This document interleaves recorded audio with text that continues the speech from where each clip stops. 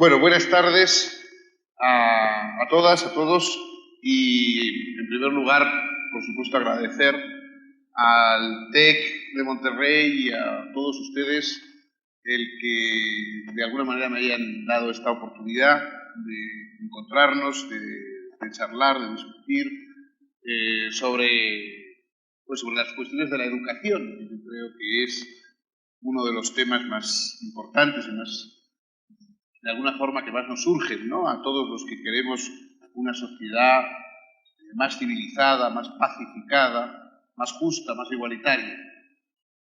La educación es el instrumento lógico de transformación de la sociedad si se quiere hacer esa transformación sin violencia, si se quiere hacer esa transformación sin recurrir a la coacción, si se quiere que la transformación sea verdaderamente algo que surja desde dentro de la sociedad hacia afuera y no que se imponga desde fuera de una manera brutal y de una manera coactiva.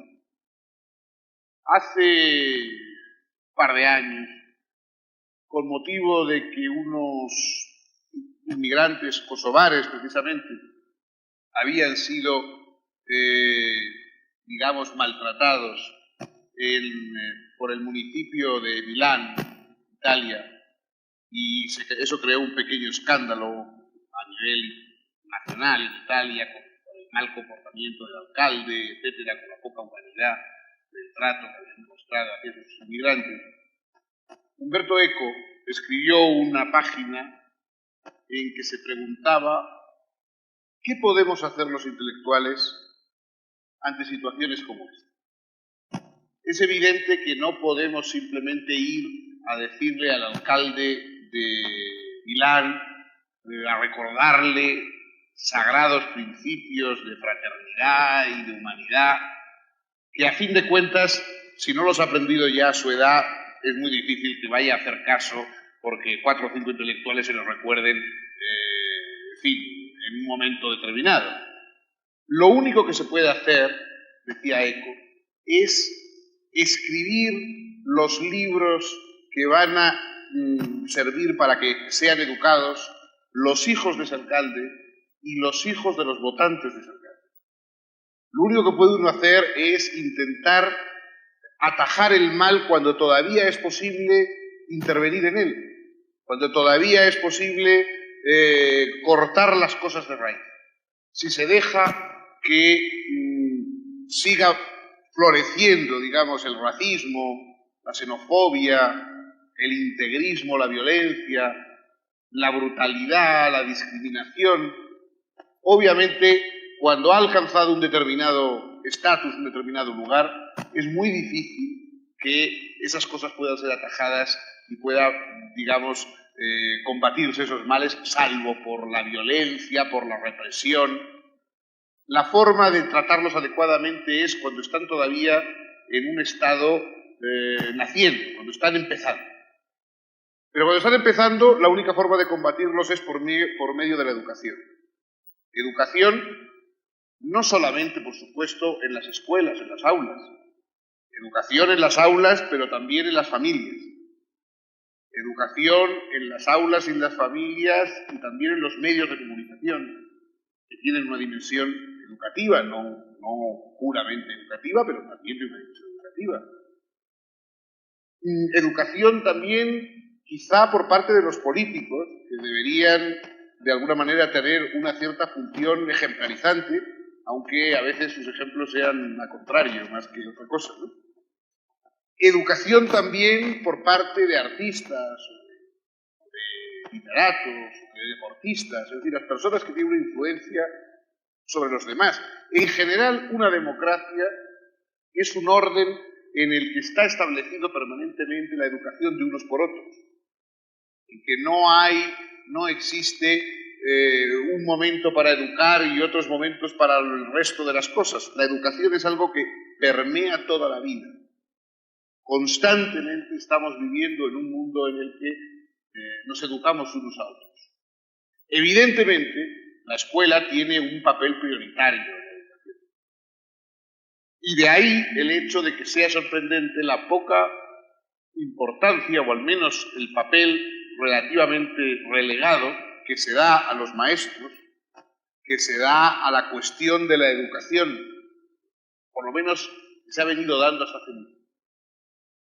Yo no sé qué ocurrirá en México, que más o menos tengo algunas noticias, pero desde luego les puedo decir que en España y en otros países europeos hay una serie de elogios verbales a la educación, de retórica, de lo importantes que son los maestros y de lo importantes que son los profesores, pero luego, efectivamente, no hay un verdadero reconocimiento de las personas que cumplen esas funciones.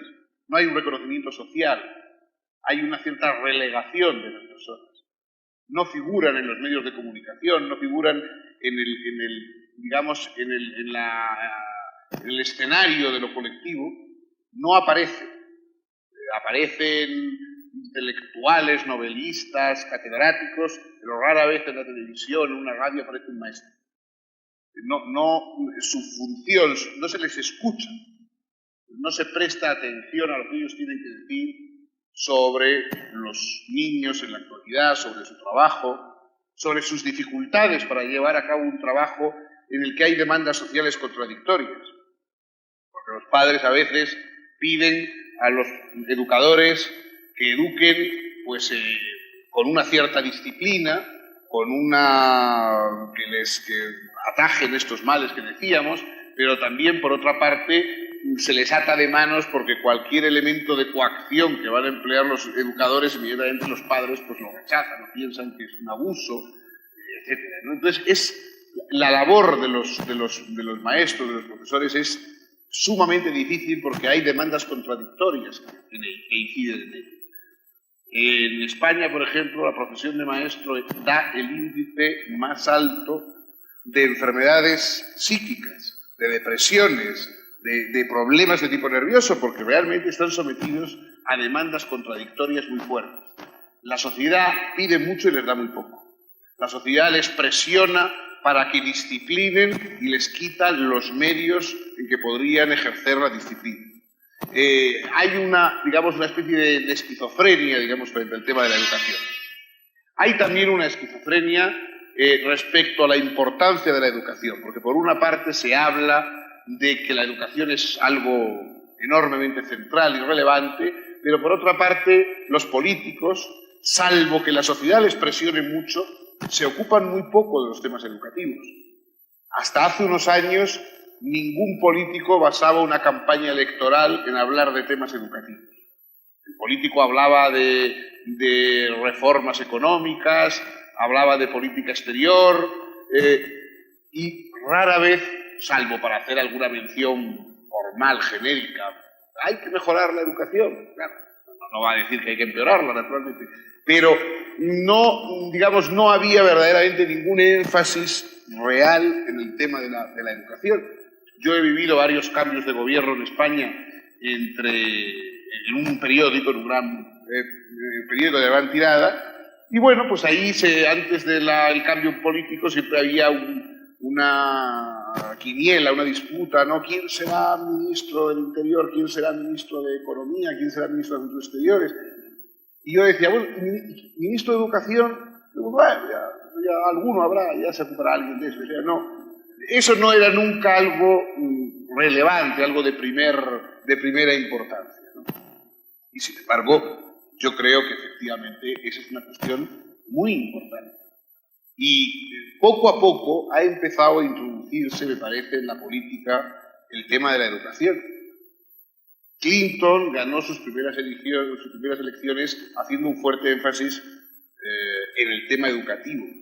E incluso en una de sus primeras comparecencias ante la prensa con sus enredados asuntos con la señorita Levinsky, cuando él se presentó ante los informadores y de alguna manera, naturalmente, pues claro, se quería dar la mejor impresión posible del presidente, el vicepresidente Al Gore, que le presentaba, dijo: señores periodistas, les presento al presidente de Estados Unidos que más ha hecho por la educación en este siglo. Por supuesto, ignoro, como ustedes imaginarán, si es verdad que Clinton ha hecho más por la educación que otros o no.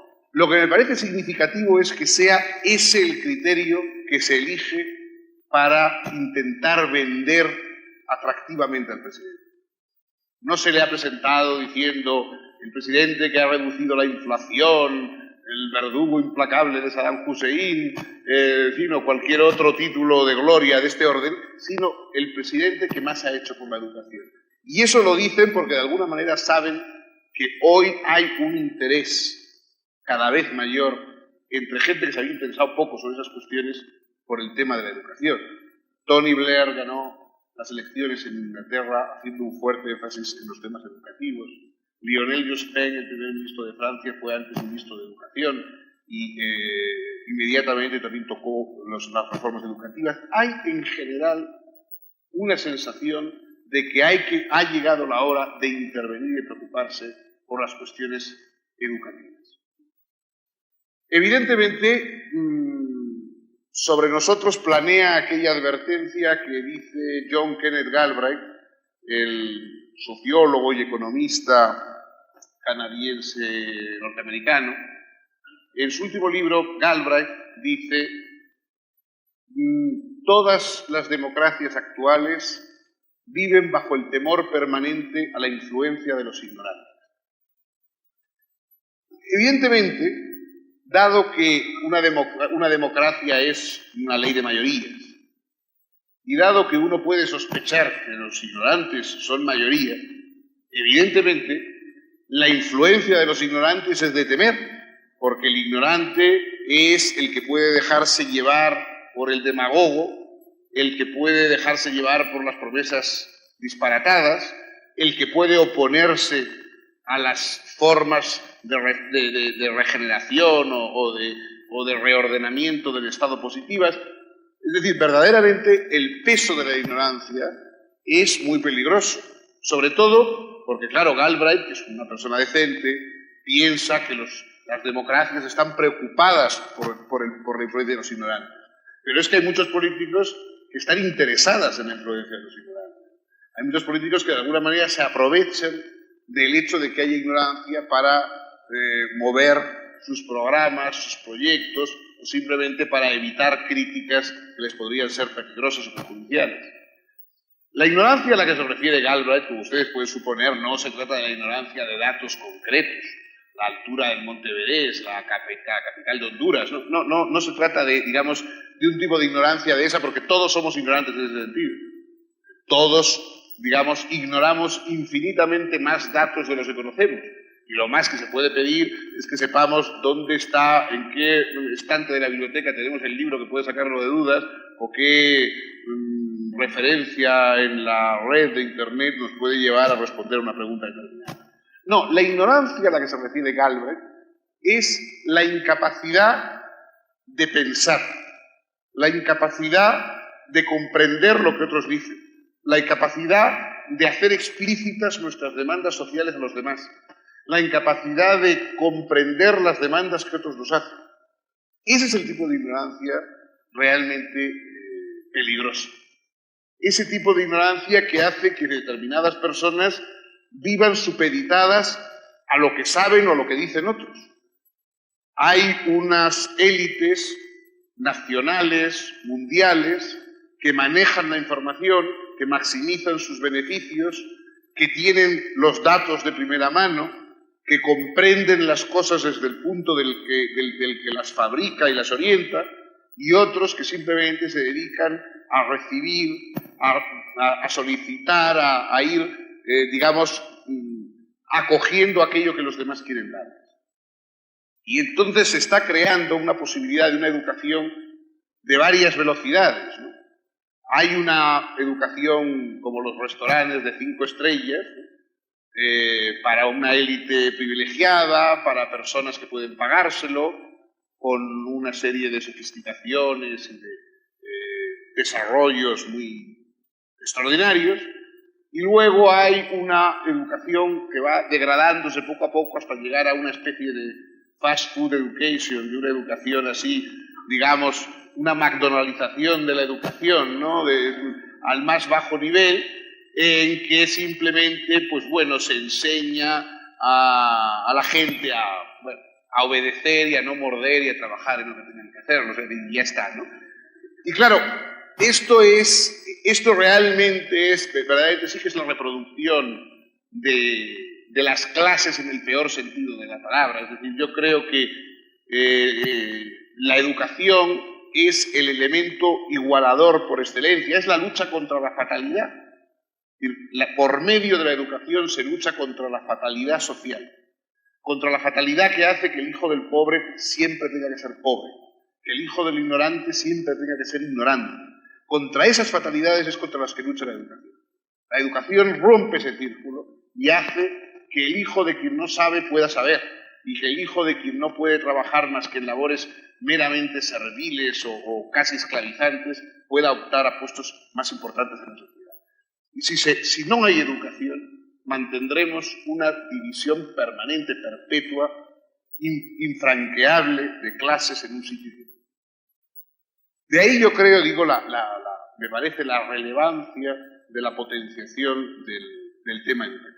La educación, yo no sé si debe ser, hay en muchos países, quizás creo que en México, desde luego en España, etcétera, la lucha pública-privada. Yo no sé si la educación tiene que ser pública o privada en cuanto a la implementación de los servicios. Puede que hay servicios que deben ser públicos y hay otros que pueden apoyarse, digamos, en servicios o en las prestaciones privadas. Lo que es evidente es que la educación, en cuanto a preocupación, tiene que ser una preocupación pública.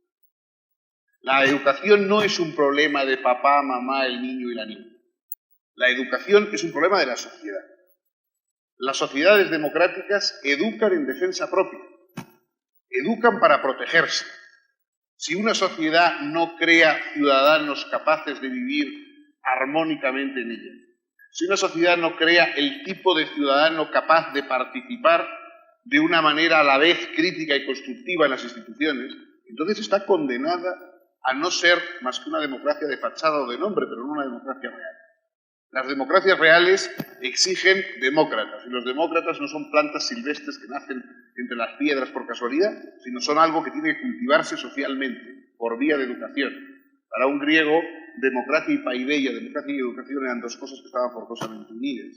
Y debería serlo también para nosotros. En el gran reto de la educación del siglo XXI, de la democracia del siglo XXI, es si verdaderamente las democracias están dispuestas a formar universalmente a sus ciudadanos en la capacidad de poder responder educativamente a la participación política.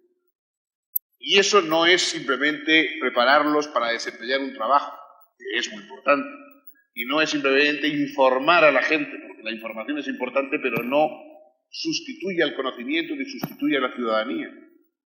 La educación tiene que formar para la autonomía de las personas, es decir, para que la persona sea capaz de decidir y de elegir su camino. Tiene que formar para la cooperación, la capacidad de trabajar con otros, de entenderse con los otros, de decir lo que uno sabe y entender lo que saben los demás. Debe formar para la participación, es decir, para que la política no quede reducida a un pequeño grupo, sino que la gente se implique en el plano de su barrio, en el plano de su ciudad, en el plano del país entero, en la gestión democrática. Y, por supuesto, tiene que también preparar para la solidaridad. Es decir, todas las riquezas humanas son riquezas sociales. Por mucho que la iniciativa privada de algunas personas más audaces, más hábiles, haga que alguien gane una fortuna por su buen ojo en los negocios, su habilidad, en cualquier caso nunca lo gana él solo sacándolo de la nada, sino que siempre lo saca de la sociedad. Todas las riquezas vengan de la iniciativa privada que vengan, vienen también del hecho de que existen unas fuerzas sociales que son las productoras de riqueza, y por lo tanto la solidaridad está inscrita en el mecanismo de la democracia de una manera necesaria. Y esto hay que educar en estas ideas, porque si no, puede haber la idea de una disgregación, de que cada cual piense o opine que la sociedad es una especie de añadido accidental en que la gente se reúne como quien se reúne en un cine a ver una película y luego cambia el cartel y la gente se va a su casa y ya no. No. Hay que dar la idea de hasta qué punto estamos necesariamente vinculados a la sociedad y hasta qué punto la democracia, que da muchas oportunidades también impone unas obligaciones, como por ejemplo la de la participación en la gestión y en la administración política, y para ello, naturalmente, tiene que ponerse unos medios educativos imprescindibles. Yo creo que cada vez más va a haber una reivindicación del papel de la educación. Cada vez más la gente va a exigir que la educación no sea un asunto, digamos, simplemente de unos cuantos, ni sea una cosa que decida un ministro, que si el ministro es bueno, pues muy bien, y el ministro es un poco menos bueno, pues peor, sino que la educación tiene que ser una demanda social y tiene que ser la sociedad la que pida a los políticos: queremos que nos hablen ustedes de educación, queremos que nos digan ustedes cuáles son los planes educativos.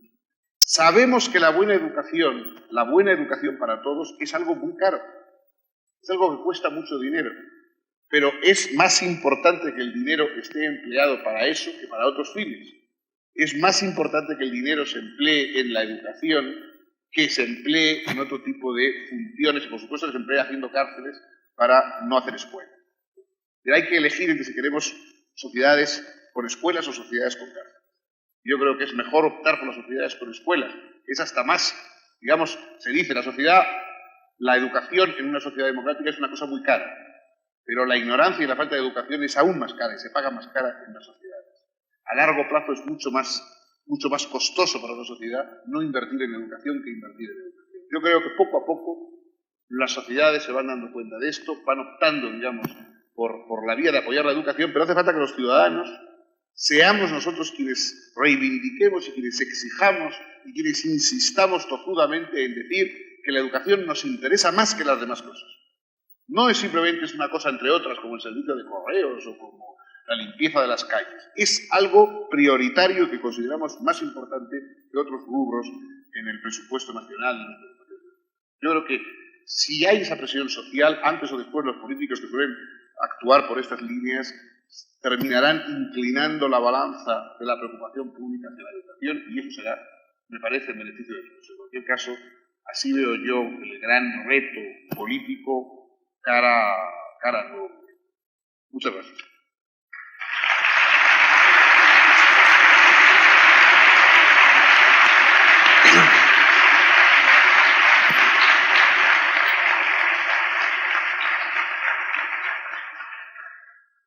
Agradecemos a don Fernando Savater los conocimientos y experiencias transmitidos en esta conferencia. Queremos comentarles que estamos conectados a través de nuestro sistema de enlace satelital a las diferentes sedes que reciben esta señal del Sistema Tecnológico de Monterrey.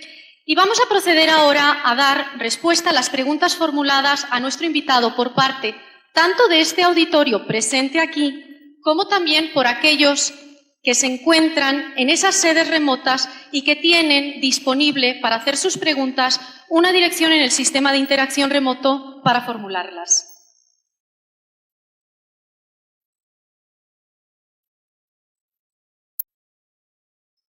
Don Fernando, tenemos una pregunta que nos llega precisamente del campus Sinaloa, donde lo han estado escuchando, y dice así: en el libro El valor de educar, particularmente en el capítulo El eclipse de la familia, usted acepta las dificultades que tiene la familia para formar a los hijos frente a la socialización temprana de ellos y que esto impacta también a la escuela. La pregunta ¿es posible una asociación entre padres de familia y la escuela en torno a la formación de los hijos, algo así como la escuela para padres?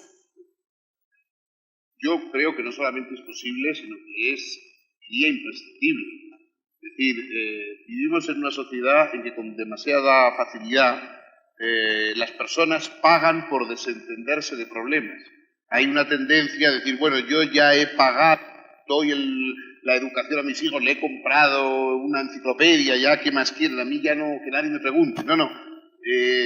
Los padres tienen que, de alguna forma, incorporarse a la educación y estar en un contacto permanente, dentro de lo razonable, naturalmente, dentro de lo sensato, pero estar en un contacto y en una complicidad permanente con los profesores.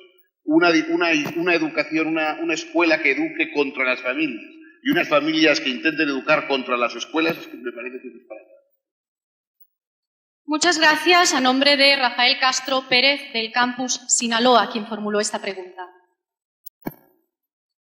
Le recordamos a la audiencia que para generar las preguntas pueden pasarlas por escrito a las edecanes y si para su mayor facilidad también gustan hacerla por el micrófono que encontramos en el centro de los pasillos, también pueden hacerlo.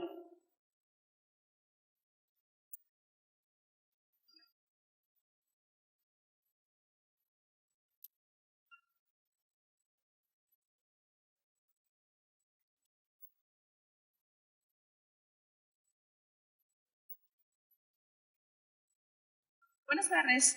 ¿Qué corresponsabilidad considera que existe entre el modelo neoliberal y la responsabilidad de educar de los estados? Bueno, yo creo que hay si entiendo lo que usted, lo que usted se refiere cuando habla de neoliberal, yo creo que hay una tendencia a privatizar al máximo en la educación, es decir, convertir la educación en un asunto puramente privado, digamos. Si uno quiere más educación, pues la que la busque, y si uno no se interesa por la educación, pues que no se eduque, ¿no? O sea, que hay como si la educación fuera una responsabilidad y digamos, como si uno fuera al supermercado a comprar educación y si no le gusta educación comprara otro producto alternativo. Por lo tanto, se reduce al máximo la inversión pública en educación y en cambio se refuerza la educación privada. El problema es que los niños o las niñas que más educación necesitan son precisamente aquellos que crecen en familias que no valoran la educación. Es decir, si uno nace en la suerte de nacer en una familia en la que hay libros, en la que hay cultura, en la que hay interés por la educación, lógicamente se educará y los padres a veces incluso sacrificarán otras cosas necesarias para dar educación a sus hijos.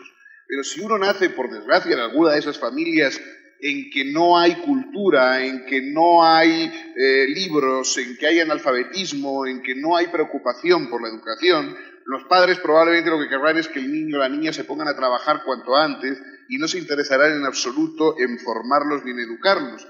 Entonces, esos niños son los que necesitan más protección. Esos niños son los que necesitan ser, de alguna manera, la sociedad tiene que actuar en defensa de esos niños para que esos niños tengan la misma educación que puede tener cualquier otro, porque no lo van a obtener de su contexto familiar. Entonces, claro, la actitud neoliberal dice que la familia decida. Es que hay familias que no van a decidir nunca a favor de la educación de sus hijos. ¿Y qué culpa tienen los hijos de que haber nacido en una familia en que no se valora ese tipo de cosas? Si la sociedad es la que tiene que valorar, es decir, digan los padres lo que digan, los niños tienen derecho a tener una educación y tienen derecho a saber más que sus padres, ¿no? Y eso yo creo que eso no se consigue más que a base de un reforzamiento de la enseñanza pública. Profesor Sabater, sí. En su conferencia magistral en Monterrey sobre el tema de ética y ciudadanía, usted expuso la evolución de la noción de individuo, que podemos pensar al individuo desde la sociedad arcaica hasta el individuo de la sociedad actual, siendo necesaria una característica de vivir en sociedad. O sea que el individuo es social, como lo entendí yo en su plática. Esto lo relaciono con lo que nos acaba de comentar ahora del concepto de democracia, de una democracia no nada más de voto. En México tenemos eso desafortunadamente, y no una democracia responsable, participativa. ¿Qué podría usted darnos como referencia, aunque ya lo mencionó usted al inicio, de la importancia de esa democracia responsable, realista, para exigir el concepto de individualidad, no nada más para el profesor, sino como usted lo mencionaba, que es como reclamo o demanda a quienes tienen papeles significativos en la sociedad y que nosotros podamos evolucionar más rápido. Porque por otro lado sabemos que algunos países están hablando ya del ocaso de la democracia o del fracaso de las democracias. Muchas gracias por su respuesta. Claro, mire, es verdad, yo creo que la evolución de las sociedades es una evolución hacia un reforzamiento de la individualidad, o debería ser la evolución de la democracia, hacia un reforzamiento de la individualidad. Pero reforzar la individualidad no es reforzar la asocialidad, no es reforzar el aislamiento de las personas. La individualidad, como usted recordaba, es una creación social, es decir, es la sociedad la que va fabricando individuos. No es que los individuos caigan del suelo o caigan del cielo, surjan del suelo hechos ya completamente como por casualidad y se junten luego en una sociedad, sino que es la sociedad la que va individualizando, que va reforzando las pautas individuales de vida. La educación es un elemento individualizador. La educación es un elemento que ayuda a cada cual sea lo que es, a que cada cual desarrolle sus capacidades, desarrolle sus posibilidades. Y evidentemente esto es básico dentro de un sistema democrático. La democracia no puede ser simplemente una especie de ritual cada X años para celebrar la ascensión al mando de tal o cual figura. La democracia tiene que ser una permanente posibilidad de debate, de revocación, de crítica, de replanteamiento de leyes y de búsqueda, digamos, de personas competentes y sustitución de los incompetentes. Y eso es algo que no puede hacerse si una pequeña parte de la sociedad tiene estudios y cultura y una inmensa parte vive en la ignorancia. Si una pequeña parte de la sociedad tiene lo necesario, incluso lo superfluo para vivir, y una inmensa parte de la sociedad vive por debajo de los mínimos. La ciudadanía exige unos mínimos, digamos, unos mínimos para poder ejercerse. Entonces, yo creo que la educación es uno de esos bienes que hay que repartir socialmente, y que verdaderamente no se puede hablar de una auténtica ciudadanía diciendo aquí todos somos iguales. Este señor que es doctor en Yale y este otro señor que no sabe leer ni escribir, todos podemos decidir lo mismo el futuro del país. Bueno, pues no es cierto y no es verdad y es absurdo plantearlo siquiera. De modo que yo creo que obviamente para dotar de contenido a la democracia, porque sería triste empezar a hablar del ocaso de las democracias cuando tantos países ni siquiera las han podido intentar una vez, ¿no? Esperemos primero a que la democracia funcione en todos los países, a que hayamos visto cómo hace sus pruebas en todas partes y luego ya veremos si la superamos o no. Pero hoy todavía la democracia es el privilegio de unos pocos y la mayoría de los países tienen o remedos de democracia o una ausencia total de democracia. De modo que antes de cansarnos de la democracia, esperemos a que llegue a todos. Tenemos otra pregunta también de una de nuestras sedes, Campus Sinaloa. Concretamente, Fernando González quiere preguntarle lo siguiente. Dice, en México están queriendo imponer exámenes nacionales estándar a los que los alumnos tendrían que cumplir para poder graduarse, por ejemplo. ¿Qué comentario le podría usted hacer, nos podría hacer con respecto a esta práctica? Y concretamente, si usted la ha visto en otros países, ¿qué es lo que ha observado al respecto? Pues sinceramente no sé muy bien, porque no conozco el sistema educativo mexicano, no me atrevo a opinar. Bueno, hay en España, por ejemplo, hay unos exámenes, digamos, de alcance nacional, que son los exámenes de selectividad al final del bachillerato, para el paso del bachillerato a la universidad, en el caso de que vayan a ir a la universidad. Esos exámenes efectivamente son de alcance nacional, a pesar de que cada autonomía hace su propio programa de preguntas, pero bueno, son siempre unos programas más o menos semejantes. Pero no sé exactamente, digamos, cómo son esos exámenes estándar y no me atrevo a juzgar. Gracias. Tenemos una pregunta muy interesante de aquí de Genaro Chiu en el auditorio y nos está pidiendo que le preguntemos, don Fernando, ¿usted para qué vive? Bueno, yo no sé para qué vivo, yo vivo porque he nacido, no tengo ninguna explicación mejor, es decir, no lo he hecho aposta, bueno, es decir, me he encontrado viviendo y francamente de momento no tengo serios motivos para dejarlo, pero no es tampoco, digamos, que yo me haya propuesto ninguna meta especial, ¿no? Muchas gracias. Ayer estuvimos en la presentación de su libro Las preguntas de la vida en el Palacio de Bellas Artes y en nuestra audiencia una de nuestras maestras, Mónica González, tiene una pregunta también que quiere hilar el día de hoy con esta conferencia. Dice, don Fernando, usted ayer comentaba que no hay que hacer preguntas, sino más bien que hay que hacer también respuestas y también sobre alumnos que piensan por ellos mismos, aparte de lo que piensan los profesores. Y la pregunta es, ¿cuáles serían las preguntas y las respuestas que un profesor debe hacerse para ser imparcial y objetivo? Bueno, yo primero lo que digo es que lo fundamental en la filosofía son, creo, las preguntas, ¿no? Las respuestas son siempre tentativas y unas formas de acompañar las preguntas, pero lo importante en filosofía son las preguntas. En otros campos no. En campos científicos las respuestas son tan importantes, por lo menos, como las preguntas. Respecto a la imparcialidad del profesor, bueno, yo creo que una de las cláusulas para que el profesor pueda ser imparcial es que conozca bien a sus alumnos. Y para ello tiene que tener un número de alumnos abarcable. Es decir, si yo tuviera que dar clase diariamente a un auditorio como este que tenemos aquí, probablemente no podría ser imparcial ni objetivo porque yo no podría llegar a conocerles a lo largo de un curso medianamente bien a cada uno de ustedes. Por lo tanto, tendría que decidir algún tipo de pruebas más o menos arbitrarias que juzgasen quiénes son los aptos y los no aptos, o los mejores y los peores. Entonces, uno de los mecanismos para poder tener un mínimo de imparcialidad es el conocimiento real de las personas y para eso hace falta que el número de alumnos sea abarcable. Gracias. Vamos a dar entrada a una de nuestras preguntas en vivo de uno de nuestros alumnos. Maestro Sabater, antes que nada, gracias por estar aquí y gracias por compartir con nosotros lo que sabe. No solo yo creo que hay mucha gente en este auditorio que lo conoce a través de sus libros y que ha aprendido mucho a través de estos.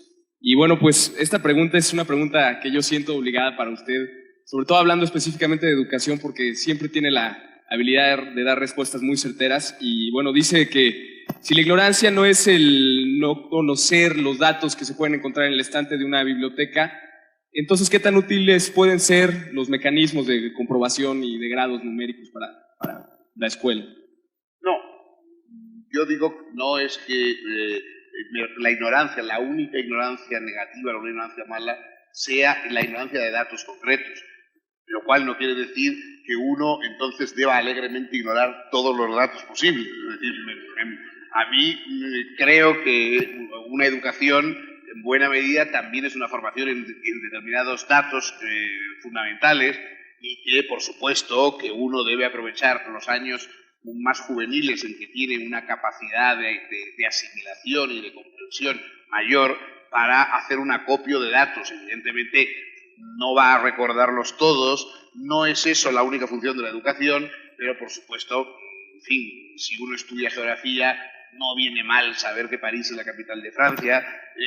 Si uno, digamos, va a estudiar pues alguna otra asignatura, también tener algún conocimiento concreto y saber pues que Churchill no fue contemporáneo de César, pues bueno, es algo que digamos, yo creo que no viene mal, ¿no? O sea, son datos, ya sé que se pueden buscar en los libros, pero en fin, me parece importante. Lo que no quisiera es que la educación se convirtiera en una especie de concurso de televisión. ¿Sabe usted qué año? Tal? Bueno, no es eso la única función de la educación. Hay que tener datos, hay que tener información, hay que tener pautas generales de organización de nuestros datos, pero además hay que tener otras cosas. Además hay que tener un hábito de trabajo, hay que despertar la curiosidad, etcétera, etcétera, ¿no? Lo cual no quita, digamos, que a veces todos los profesores pues, en fin, preguntamos y si nos dicen que Aristóteles era un jugador del Benfica, pues inmediatamente suspendemos al alumno. O sea, no...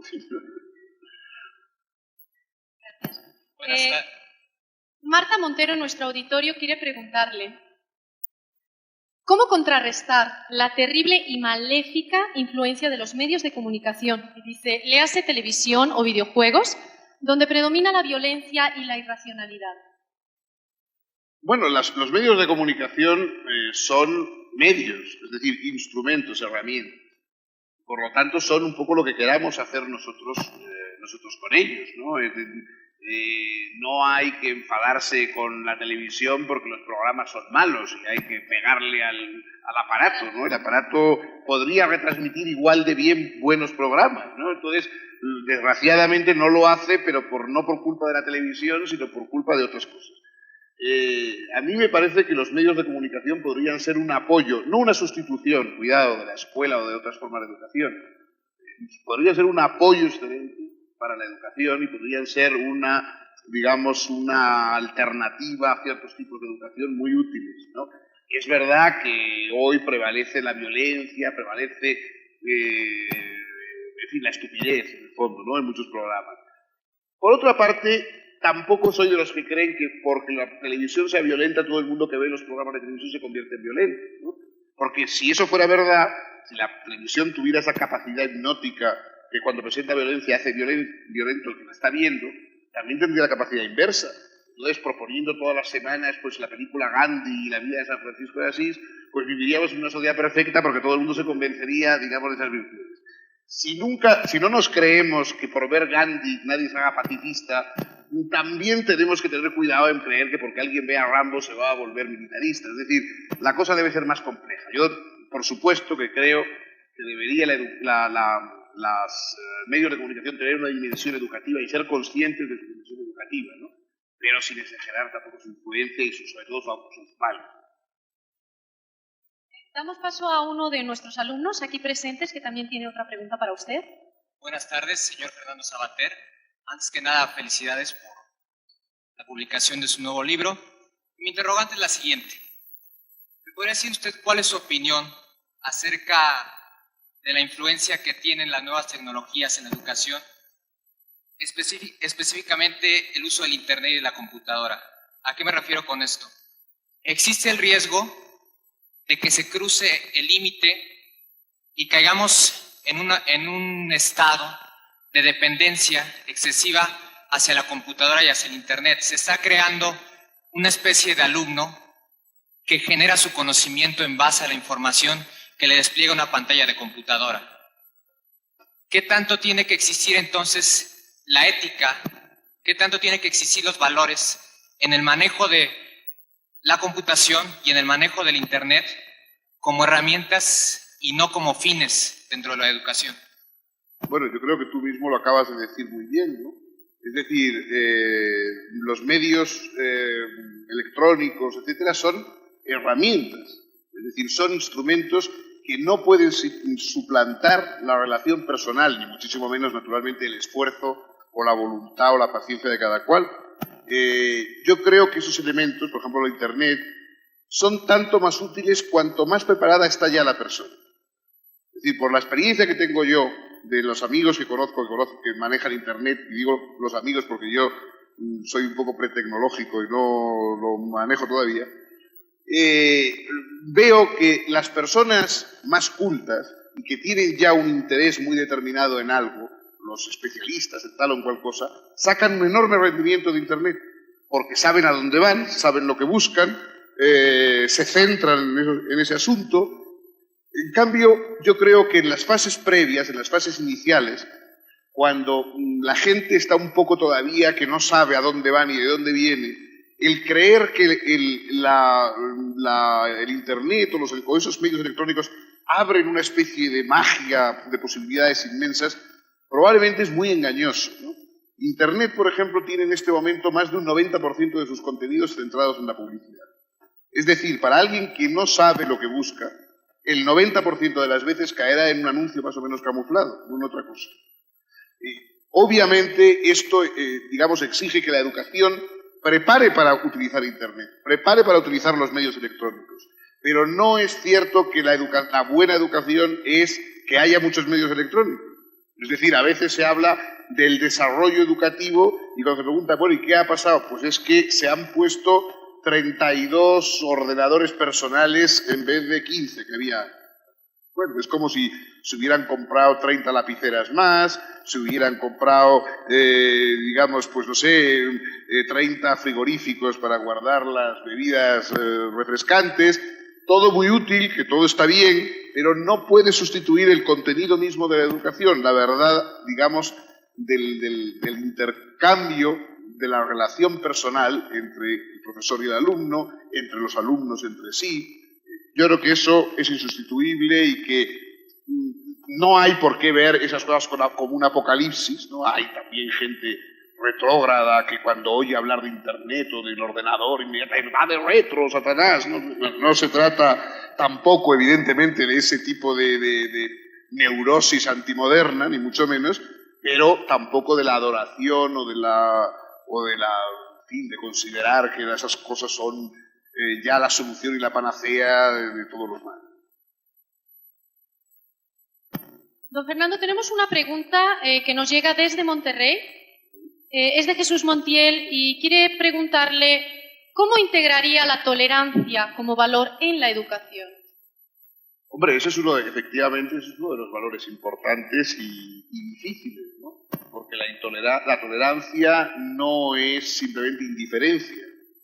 Es decir, la tolerancia no es indiferencia ante las cosas, no es el que todo de lo mismo, sino que es el trazar unos límites dentro de los cuales hay que aceptar cosas que a uno no le gustan. Es decir, la tolerancia es la capacidad de soportar aquello que a uno le disgusta en otros por el bien de una convivencia plural. Entonces hay, naturalmente, cosas que son intolerables. Si el vicio del otro es violar a sus vecinas o asesinar a los niños para robarles el chupete, pues bueno, eso, digamos, son gustos que deben ser erradicados intolerantemente, ¿no? En cambio, hay otras formas de sexualidad, otras formas de comportamiento, de religión, etcétera, que a uno le pueden disgustar, pero que no hieren o no van en contra de principios superiores y, por lo tanto, pues forman parte de la pluralidad, ¿no?, de cada cual. Entonces hay que educar a los niños para que sepan que nunca vivirán de acuerdo con todos los que les rodean, que tienen que vivir en armonía con los que les rodean, pero no de acuerdo con todo el mundo. A veces hay esa imagen absurda de que una sociedad debe ser una especie de coro en que todo el mundo esté cantando loores a coro todo el mundo y en la misma diapasón. No es eso. Es decir, se puede vivir en desacuerdo y en armonía. De hecho, la mayoría de los matrimonios lo hacen.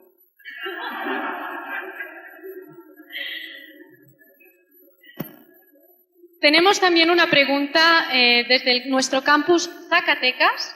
Es de Adriana Dander y dice, en un marco en el que el desarrollo de las sociedades está subordinado al factor económico, ¿qué perspectivas educativas se pueden plantear para los países latinoamericanos que están en vías de desarrollo? Bueno, se debe plantear precisamente derivando buena parte de esa preocupación de esos fondos económicos y de ese desarrollo económico al campo educativo.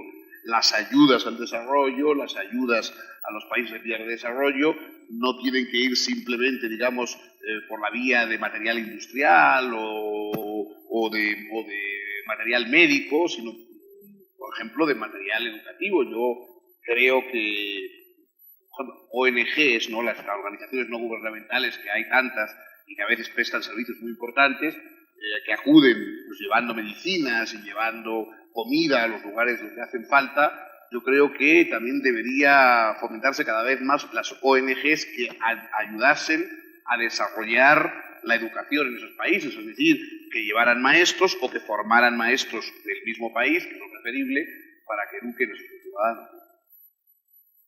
Y vamos a dar otra pregunta también de nuestro auditorio. Y dice así, don Fernando, ¿qué sugiere usted como ejercicio diario para que uno entre en conciencia consigo mismo? ¿Y cómo hacer para lograrlo? Bueno, pues no sé yo muy bien qué es eso de la conciencia con uno mismo, no sé. La conciencia siempre es con uno mismo, ¿no? O sea, ¿con quién va a ser? Quiero decir que vamos, normalmente lo más que puedes hacer es a veces estar un poco más reflexivo, más, digamos, más perceptivo respecto a tus movimientos anímicos y a veces un poco más descuidado, pero vamos, la conciencia es siempre la conciencia de uno mismo, no hay que hacer grandes esfuerzos para tenerla porque es inevitable.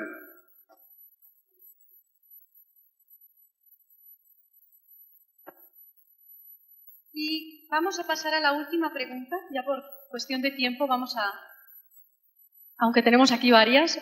La pregunta es, fuera de las aulas, ¿cómo puede la sociedad en general actuar como educadora? Hombre, yo creo que en general hay muchas formas de educación. Es decir, a veces tenemos una idea de la educación, siempre el maestro dando la clase y el niño escuchando. Un grupo de amigos que discuten o que hablan en un bar y que se informan o se corrigen unos a otros es un fenómeno educativo. Un niño pequeño que enseña a su abuelito a manejar el ordenador porque el hombre no sabe manejarlo es también un fenómeno educativo. Los niños entre sí están enseñándose juegos, enseñándose tradiciones, digamos, lúdicas, y están educándose también entre sí. Es decir, en la sociedad hay muchos niveles educativos. La vecina que enseña a hacer la mayonesa a la vecina de al lado. La relación humana está hecha, yo creo que no hay nadie que no enseñe algo a alguien. Con su ejemplo, con sus palabras, todos estamos permanentemente transmitiendo conocimientos, transmitiendo experiencias, transmitiendo formas de vida, transmitiendo incluso malos ejemplos que pueden servir a otros para librarse de hacer los mismos errores que nosotros. Ahora, en general, lo importante sería que los rubros más elevados de la sociedad tuvieran conciencia de estas funciones. Es decir, por ejemplo, los medios de comunicación, que se hablaba antes. Un periódico, evidentemente, no es un catón para aprender a leer, no es un elemento meramente educativo, pero tendría que tener una dimensión educativa. Tendría que enseñar de alguna forma a ser ciudadano, a convivir, a ser racional, a entender las cosas de un modo crítico. Debería hacer eso. Y debería hacerlo también, pues eso, pues un político, por ejemplo, y que en vez de simplemente dar el ejemplo de brutalidad o de ferocidad, debería dar un ejemplo, digamos, de capacidad de comprensión, de razonamiento, incluso de alguna manera de mansedumbre, digamos, en frente al diálogo con otros. Todo eso funcionaría, yo creo que debe funcionar dentro de una sociedad. Es muy complejo, pero necesario.